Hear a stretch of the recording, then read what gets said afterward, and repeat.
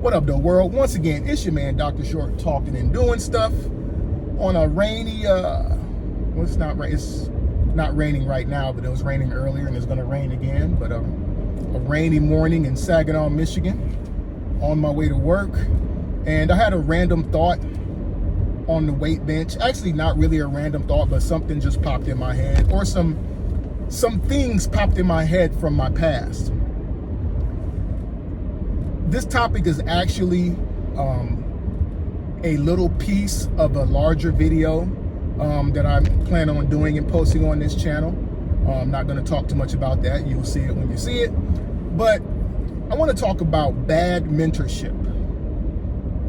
Bad mentorship. So, as a 29-year military leader, as a teacher, as a administrator in education, as an educator in healthcare, mentorship is like invaluable. I mean, a great mentor can help you achieve your goals and get what you want out of your career, and actually, if you got a great mentor, what you want out of your life. Excuse me. But a bad mentor will derail you and will hurt you. So I got two instances of bad mentorship that I received in the Army. Well, I'm going to share two instances. I had many other instances. I had some great mentorship, but these two instances of mentorship actually changed the path of my goals, or took me off the path that I was going for, and put me somewhere else. Put me somewhere eventually where I didn't want to be in my military career. First, I don't know if you know military rank structure, but I was a non-commissioned officer, pretty much a sergeant my whole time. I had a higher ranking sergeant, so I was a new sergeant. And one of my goals was to become a warrant officer. A warrant officer in the Army is an expert in their field. They're the technical experts in whatever field they're in. So I was in the missile maintenance field, electronic maintenance field. So my goal was to become a warrant officer in the electronic maintenance and missile maintenance field. So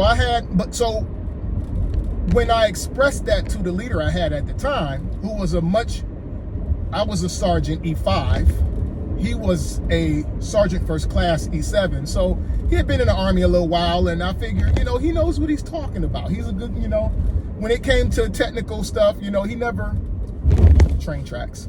He never really steered me wrong. So I'm like, you know what? This sergeant first class knows what he's talking about. So one day I told him, hey, Sergeant, I think I want to go to warrant officer school. I thought about it, and I'm looking at it, and I'm looking around from this point. I mean, up until this point in my Army career, I like what I see warrant officers doing, and I think that's something that I want to do when, as I grow up in the Army. And that sergeant first class told me, you know what? I hear you, but all a warrant officer is an NCO, aka a sergeant that couldn't cut the mustard. He planted that seed, and it stuck in my head. He said all a warrant officer is an NCO, a non-commissioned officer, aka a sergeant that couldn't cut the mustard. So I started looking at warrant officers differently. At first, the examples of warrant officers that I saw were technical experts and people that knew what they're doing, and they're the ones that everybody went to when they had questions. They knew things, they knew the technical manuals, they were just the experts. But then, after that seed was planted, I started seeing the warrant officers that weren't doing PT, the warrant officers that were overweight in the Army, the warrant officers that were never around and couldn't be found when they needed to be found. It seemed like overnight, my vision shifted from seen the good side of the Warrant Officer Corps to the bad side of the Warrant Officer Corps. And that was because I allowed that seed to get planted, and I was like, let me look at it. So then I was like, maybe I don't want to be a warrant officer. And I dragged my feet a little bit. The same NCO or sergeant told me, he said, you're a drill sergeant type. You need to be a drill sergeant. You need to go to drill sergeant school and become a drill sergeant. That's where your career is. I was a young sergeant, so I'm like, okay, I'm going to go ahead and that's the path I'm going to follow. And that's the path that I follow. So fast forward a little bit, I'm still a Sergeant E5, and I'm in BNOC. BNOC is now called ALC, Advanced Leader Course, and it's the second course in the non-commissioned officer education system that teaches you how to be a leader. Back in the day, it was called BNOC, the Basic Non-Commissioned Officer Course. Before that, you had PLDC, which was the Primary Leadership Development Course, which was your first leadership school. So I was in the second leadership school that sergeants go to in the Army. And the instructor, so we're a couple weeks from graduation. And it was a resident school. You had to go there. You had to stay in the barracks at beautiful Redstone Arsenal, Alabama. And this instructor said, "Hey, man, I don't know if you noticed or not, but you're command sergeant major material." So the command sergeant major is pretty much the top of the non-commissioned officer, or the highest sergeant you can become in the Army. Well, correction. The sergeant major of the Army, which is the top NCO, the top non-commissioned officer politician that's at the Pentagon. That's the highest you can get to. And there's only one of those in the Army. But the command sergeant major, there's tons of command sergeant majors in the Army because they're at the brigade level, battalion level, and different at the post level, division level. All those levels have a command sergeant major, which is the senior enlisted advisor in the Army at those levels.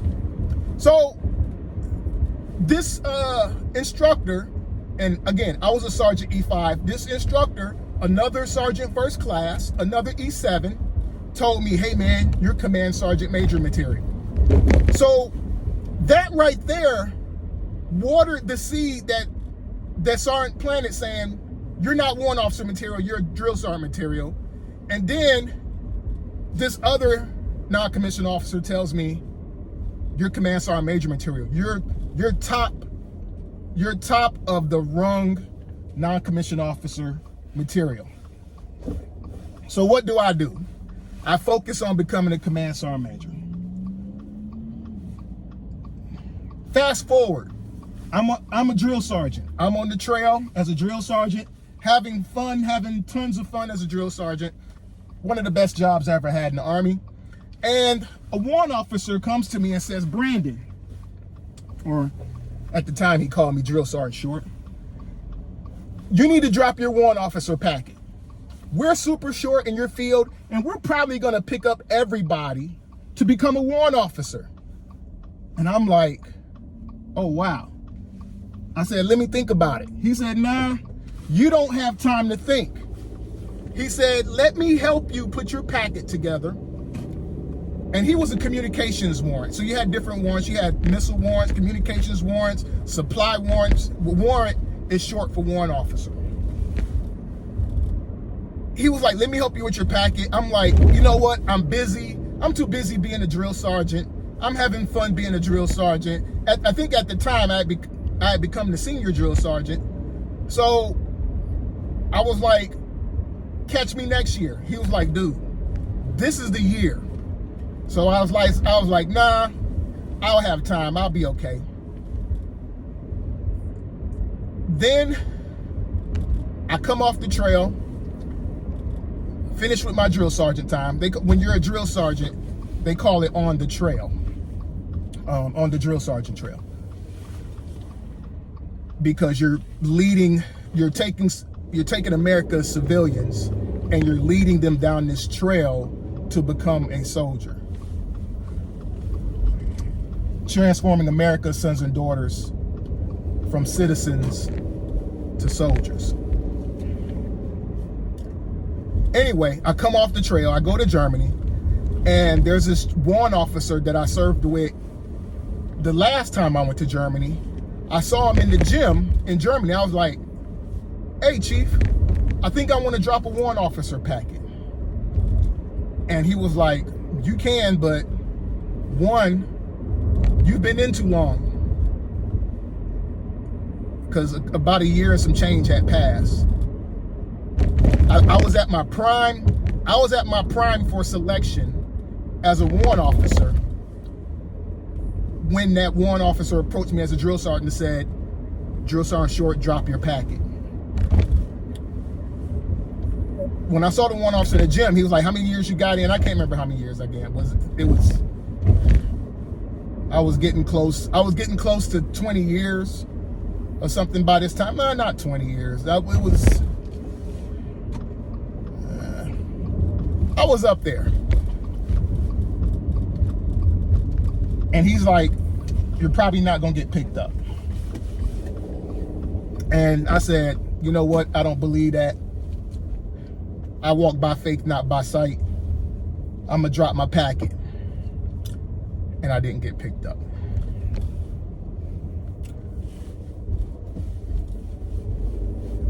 After that unit in Germany,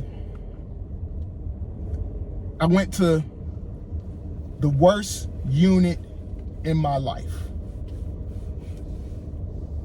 And it changed the trajectory of my career. I probably was, so I never made command sergeant major. I never made it to the top. A command sergeant major is an E9. A sergeant major is an E9. I made it to E8, one before the top. And I went to this unit, and I'm not gonna say what unit it was, but there's a 3 and there's an I and there's a D in it.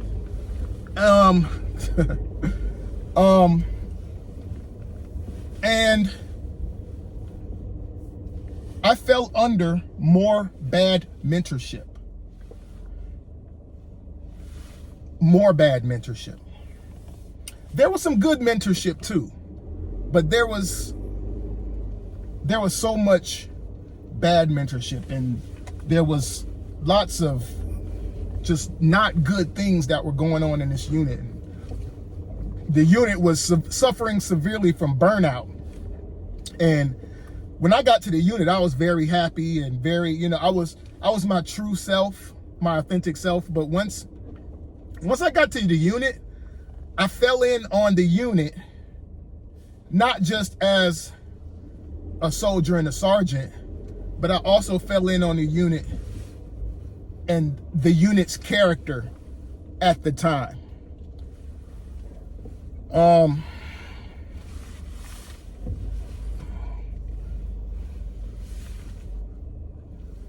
Hold on, let me back into this position, back into this parking space. I made it to work.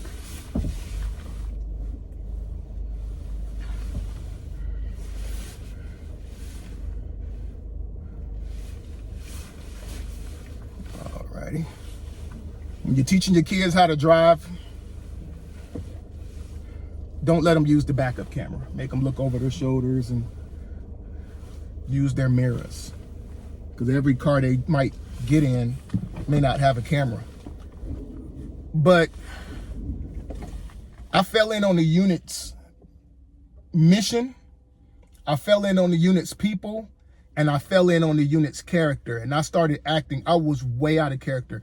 I was a really nice guy. A lot of the soldiers that I was their drill sergeant say I was a really nice drill sergeant, which is, nice and drill sergeant rarely used in the same sentence. But you don't have to yell and beat people up to the soldierization process. It takes patience, and it takes It takes knowledge and it takes patience. That's a whole nother video that I can do if y'all want me to do that. Let me know in the comments if you want me to know, if you want me to do a video on what it took to be a drill sergeant.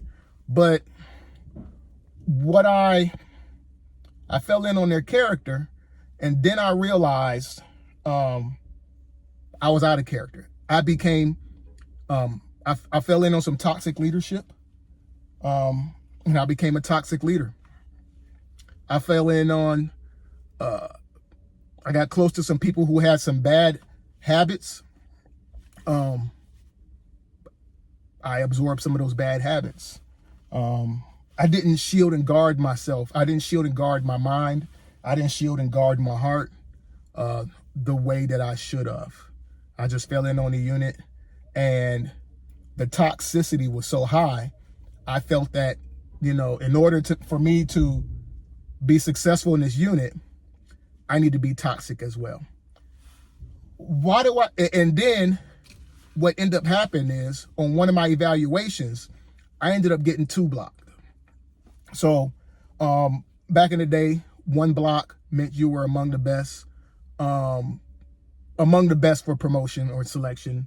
A 2 block, it doesn't mean you were not good for selection, but it was pretty much, so in order to get promoted at that level, it was a decentralized promotion where they looked at your records at Department of the Army, and they you got a sequence number and you were selected. From before that, prior to that, I was always selected above the zone, which was me before my peers, for those decentralized selections. This time, I wasn't selected. I ended up exuding a lot of toxic leadership and being a toxic person. My storage filled up and I had to restart. I had to delete some videos and restart. But anyway, I took on the characteristics of that unit, those bad characteristics, and I started exuding those same characteristics. And I got 2 blocked on my evaluation. I didn't make Command Sergeant Major. And I think everything would have been different had I not listened to that first piece of guidance that all a warrant officer is an NCO, a non-commissioned officer, a sergeant that couldn't cut the mustard. If I would have just went to warrant officer school when I had planned to, which was early in my non-commissioned officer career, probably as a staff sergeant, which is right above sergeant, E6, my whole career would have changed. My retirement check would have changed significantly. At the time when I wanted to be a warrant officer, I was one of the experts in my field. I was a pretty good guided missile systems technician. But chasing those Command Sergeant Major stripes, I was so far gone from the shop or from missile maintenance, because I was embedded in leadership, that at a time when I did want to go back to the shop, it was intimidating because I was so far out of practice, and things had changed. I mean, we went from tubes and transistors to integrated circuits, and so we went from working on stuff that was this big to this big, and the whole time I'm pushing troops, I'm not keeping up on my skill set as guided missile systems technician. That's a whole nother video. Let me know in the comments if you want me to go ahead and make that video and expound on that video. Expound on that.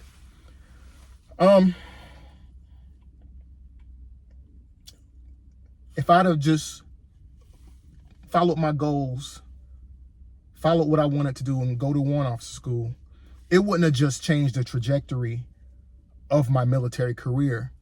it would have changed the trajectory of my life. Choose your mentors wisely. Learn the difference between bad advice and good advice. And know that everybody doesn't have your best interest at heart. There are some people who will mentor and guide you in accordance with their own agenda. Ooh, that'll preach right there. Make sure that the mentors that you choose help you obtain and conquer your goals. Peace.